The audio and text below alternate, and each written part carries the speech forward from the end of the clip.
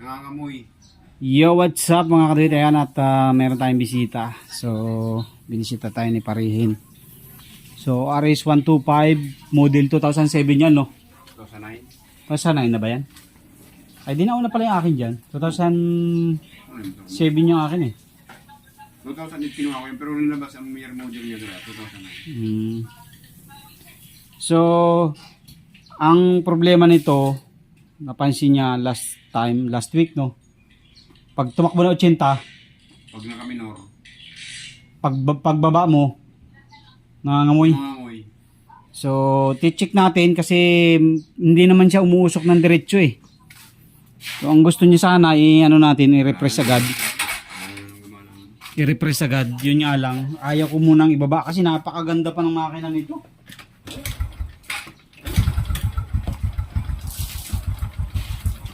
Ayun o, isipin nyo. Sobrang tahimik. Oh. Ang baba pa ng minor niya. So, meron lang akong gagawin dito muna. Maglilinis lang ako ng filter. Tapos, check ko yung kanyang spark plug reading. Check natin. Baka mamaya hindi lang makahinga. Kaya ganun. Nag-over gas. Kaya minsan amoy nag-uusok. Kasi wala namang usok siya. Oh. Wala. Tapos, sobrang tahimik ng makina. Oh. May kaunting lagitik eh, normal naman yun, yung ganun lagitik. So, ang gagawin ko, check ko yung air filter niya. Kasi nilagyan lang daw niya ng Scotch Brite yan. Ilan taon na? Tagal na yan. Baka yan ni barado na, kaya ganyan nag-uusok. So, gagawin natin, tanggalin lang natin yung air filter, palitan natin ng bago, tapos check spark plug, palit na rin ng bago kung sakali man. Tapos, okay naman yung minor, hindi kailangan i-tune up pag ganyan kaganda ang minor. Kailan na change oil to? Change oil ulit yan. Change oil na natin? Oh, sige, change oil na rin. Para makita natin kung ano. Wala naman siyang katagas-tagas. Oh, napakaganda ng ito. Alagang-alaga talaga ng kumpare ko to. Kasi halos magkasunuran kami kumuha ng motor. Yung wave ko dati, tsaka ito. Yung wave ko ngayon, last pag na eh. Pero nung ako rin na may alaga nun, napakalinis nun. Karburador niya, stock pa rin. All stock to. Wala halos binago dito. Shock lang. Walang tagas, oh, napakaganda. Kaya nung gusto niyang sa akin, ipababa yung head, paparepress sana. Sabi ko, wag muna. Baka makuha natin sa linis-linis lang. Kulang lang sa linis siguro to. Kasi pagka nagpalit ng filter, dapat laging nagpapalit ng filter every kung 8,000 pinakamatagal na yun kilometer. Sa case mo, ilang beses ka nagpalit? Wala, isang beses lang palit eh. Isang beses na nagpalit? Nanginang ko lang yan eh. Walastig na yan. So, binili ko na sana yan. Kasi binigay sa akin pang wave, di naman pwede. So, gagawin natin. Meron akong filter dyan na kinuha kahapon kay boss. So, papalitan natin.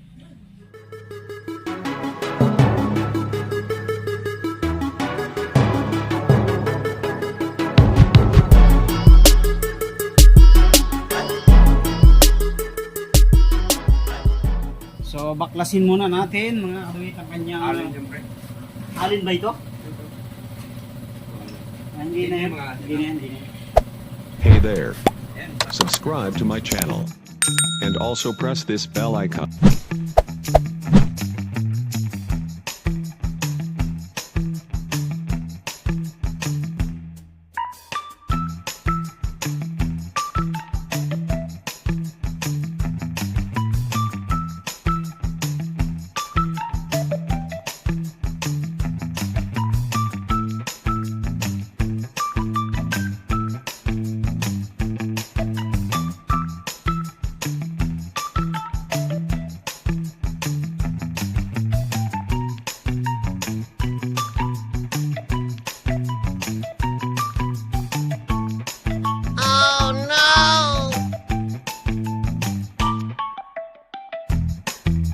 So ito filter niya.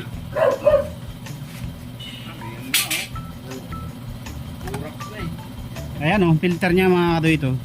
Scotch Brite lang to, wala na, barado na to. Oh no! Tabi mo na lang tong mo, kaha. Meron ka dyan na ganyan? Meron ako, bago. Pero ito So, pa rin magagamit. lilinisan natin to. Ito lang papalitan natin. Lilinisan muna natin mga katuwid and then papalitan natin ng bago. Dati nililinis ko yun eh. Hindi mo kasi nililinis eh. Yan ang mahalaga din dyan eh. Hindi ko na nililinis yan. Grabe na. Gitata na oh. Oh. Grabe na yun, mas malapit na yan ngayon. Dati hindi naman ganyan karami. Eh, sa araw-araw na ginagamit mo, open yung ano mo. Kaya,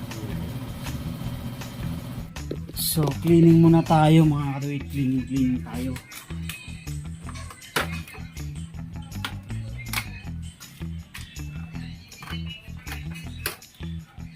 So, yan. Grabe yung dumi.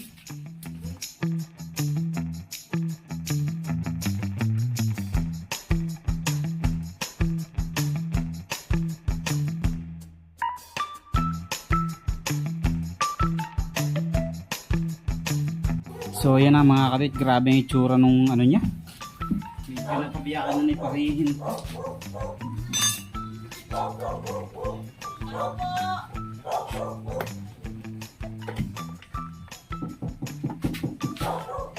Nakapabiyakan na simula 2021, hindi na daw niya nalinis to. So, ibang grabe oh. So lilinisan natin muna. Hindi ko na tatanggal yung carburetor kasi okay naman yung carburetor niya. Lilinisan ko lang yung labas. Tapos ito, grabe. So cleaning muna tayo. So, yan, cleaning muna tayo mga kabit. Hindi na natin bubuksan yung carburetor kasi yung carburetor nito ay napakaganda pa. So baka mag-iba pa ng tono pagka binuksan pa natin. Ang lilinisan lang natin ay yung labas. Yan, labas lang muna. Okay naman ang minor niya eh. Hindi naman siya namamatay, hindi naman siya namamalya, hindi naman siya na putok-putok. So cleaning lang talaga ng labas tsaka yung filter ang mahalaga dito.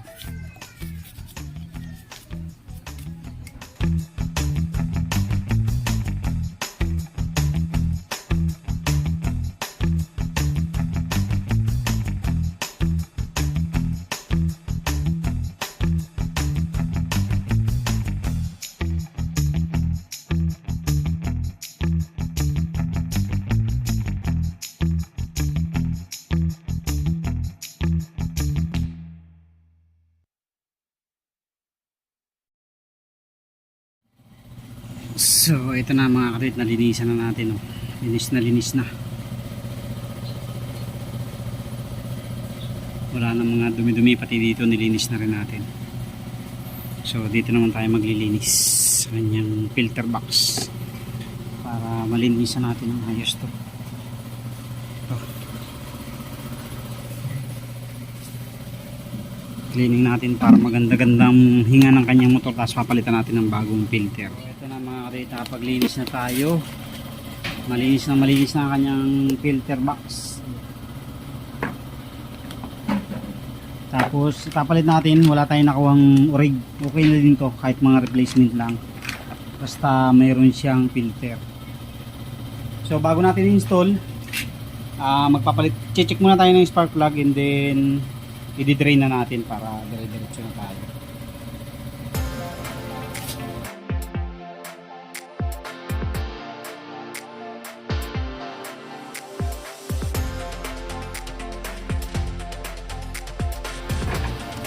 Grabe ang itim ng langis.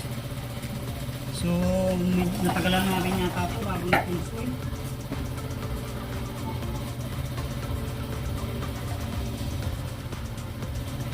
So check lang natin yung spark plug para makita natin kung talagang ayos pa to.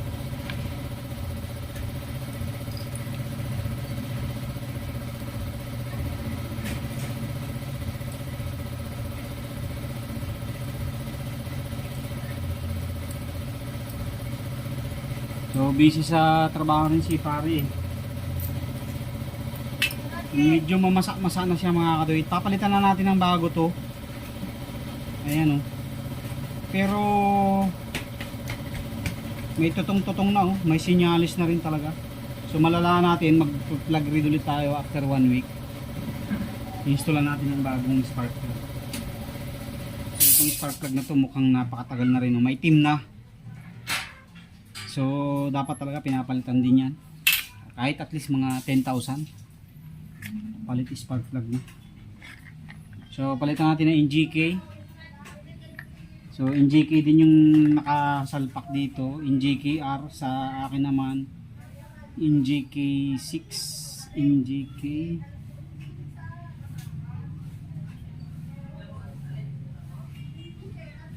ayan, 9.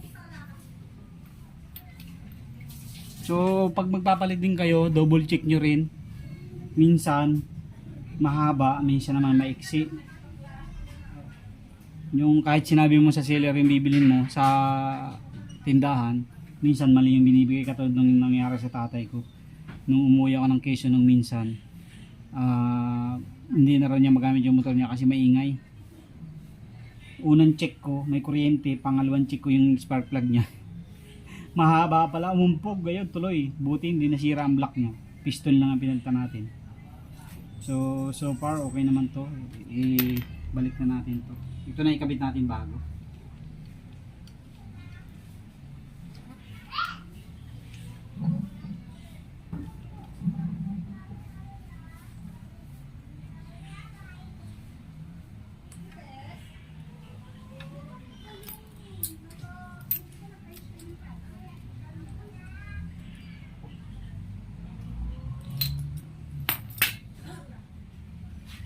Palitan natin ng bago para mas gumanda lalo.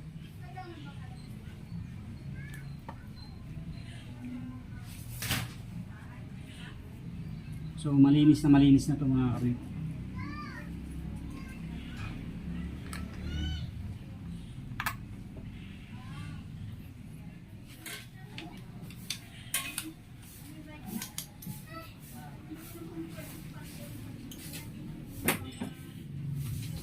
Shell Advance.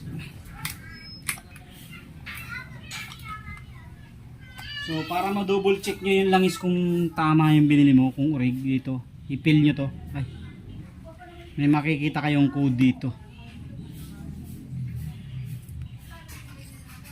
Ayan o. So yan mga kadito, may code siya, may barcode. So dyan yung makikita na orig yung langis. May serial number tapos may barcode.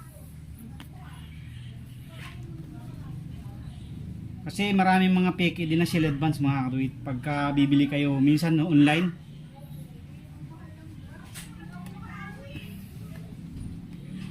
maraming peke, kaya mag-iingat din kayo sa pagbili.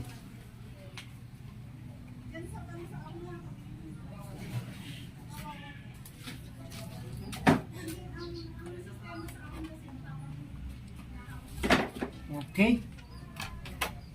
So, testing tayo.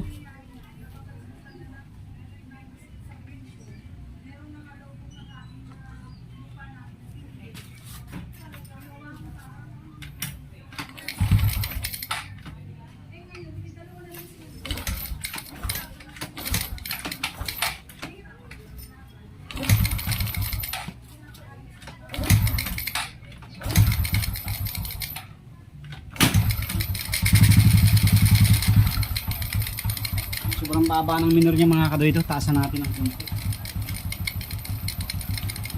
Grabe ang baba ng minor naman. Pangit naman pag ganyan kababa ang minor. Medyo hirap ang makina pagka ganyan. Kaya medyo taasan natin ang konti.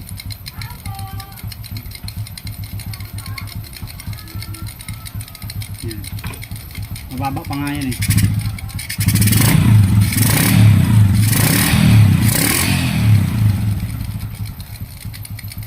Ganda pa ng minor niya mga kabait, napakalinis pa. Tapos gusto nung may-ari ibaba natin. Sayang. Wala pa naman siyang usok eh oh.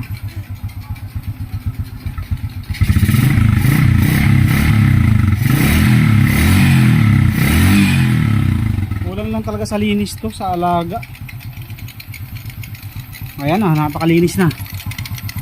Oh. Linis na yan. So ikakabit na lang natin yung filter dyan. Kabit na naman natin mga kaduit ang kanyang filter box, airbox.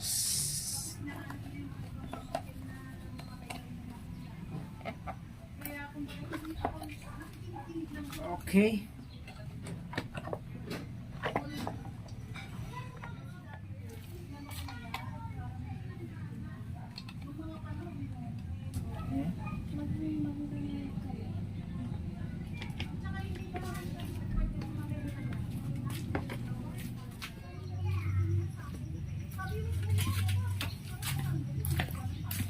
Okay, nakatapos na tayo mga kaduit. Ayan na. Ang kanyang filter bago na. So ito na mga kaduit, nakatapos na tayo dito sa XRM RS125 carb. Ayan, linis na yan. Oh. So i-observe na natin kung ng 1 week kung mag-uusok pa ulit. Pre-observe mo na lang ng 1 week pa. Ha? I-observe mo na lang pagka talagang uusok, budgetan mo na. Valve seal muna, valve seal, head gasket, Hanggat natakbo sa base gasket, tsaka pag may nareklamo, yan. Hindi, mabaho kasi yung pag talagang piston ring. Piston, mabaho na talaga usap. Piston ring, valve gasket, valve seal, head gasket, tsaka base gasket. Yun lang muna ang bibilhin. Ayan. Hindi ka tulad pag wala ano, pag inamoy mo, may gas. Okay, so kukuhanin ng may-ari. Ayos na yan. Ayos pa naman eh. Oh. Pagka talagang umusok na ano, medyo basa na rin tambutso mo eh. Budgetan mo na. Itim. Pero pansamantala, testingin mo muna ulit, i-observe mo muna ulit kung uusok pa. Pagka ano, tingin mo ng mga takbo ko ng itip pataas nga. Tapos pag nag-minor, yun. Kasi pag nagpapadala ako, kailangan yan eh. Alis ko sa bahay, siya 535 na eh. Okay, so testing, yun lang muna ang ano natin kung sakali man, valve seal, base gasket, head gasket, saka piston ring. Ngayon, kung sakali man na, siguro wala pa naman tama yung block niya kasi hindi naman nag-uusok ng dire-diretso yun. Baka valve seal lang yan kung sakali man, re-repress na lang natin. Okay, so yun lang. Thank you.